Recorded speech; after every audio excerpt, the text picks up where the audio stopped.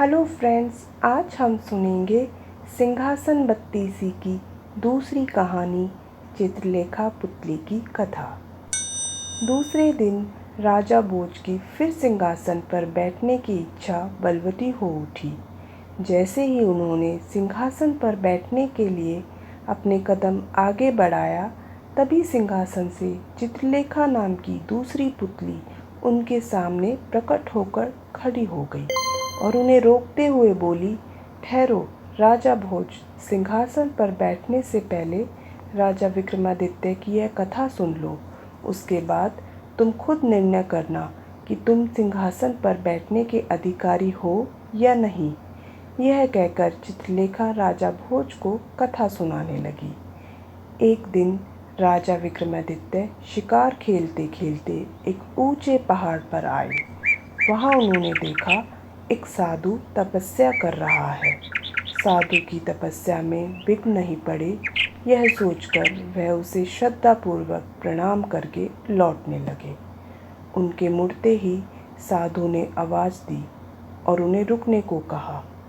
विक्रमादित्य रुक गए और साधु ने उनसे प्रसन्न होकर उन्हें फल दिया।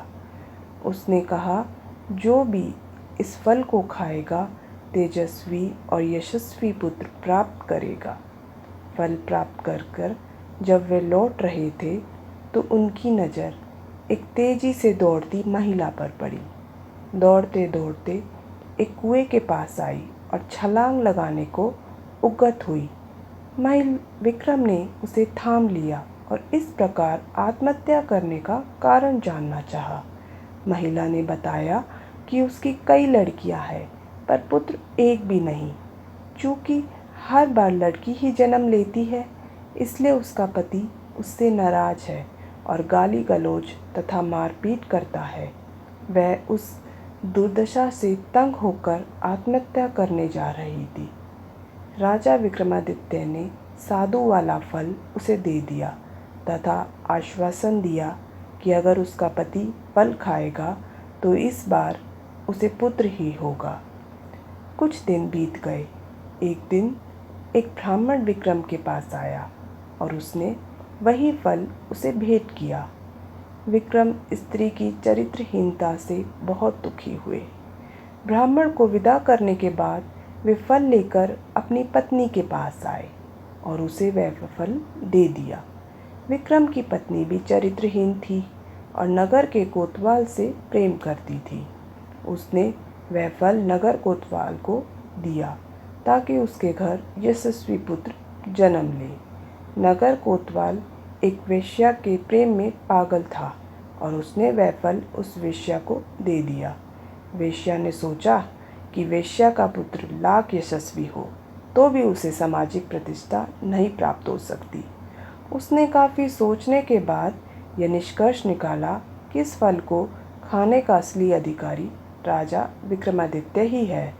उसका पुत्र उसी की तरह योग्य और सामर्थ्यवान होगा तो प्रजा की देखरेख अच्छी तरह होगी और सभी खुश रहेंगे।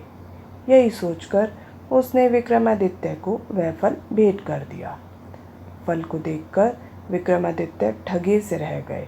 उन्होंने पड़ताल कराई तो नगर कोतवाल और रानी के अवैध संबंध का पता चल गया। वे इतने दुखी और खिन्न हो गए कि राज्य को जो कतो छोड़कर वन चले गए और कठिन तपस्या करने लगे। चूँकि विक्रमादित्य देवताओं और मनुष्य को समान रूप से प्रिय थे, देवराज इंद्र ने उनकी अनुपस्थिति में राज्य की रक्षा के लिए एक शक्तिशाली देव भेज दिया। वह देव नृपविहीन राज्य की बड़ी मुस्तैदी से रक्षा तथा पहरेदारी करने लगा। कुछ दिनों के बाद विक्रमादित्य का मन अपनी प्रजा को देखने को करने लगा। जब उन्होंने अपने राज्य में प्रवेश करने की चेष्टा की तो देव सामने आ खड़ा हुआ। उसे अपनी वास्तविक पहचान देने के लिए विक्रम ने उससे युद्ध किया और पराजित कर दिया। पराजित देव मान गया कि उसे हराने वाला विक्रमादित्य ही है और उसने उन्हें बताया कि उनका एक पिछले जन्म का शत्रु यहाँ आ पहुँचा है और सिद्धि कर रहा है। वह उन्हें ख़त्म करने का हर संभव प्रयास करेगा। यदि विक्रम ने उसका वध कर दिया तो लंबे समय तक वे निर्विघ्न राज्य करेंगे।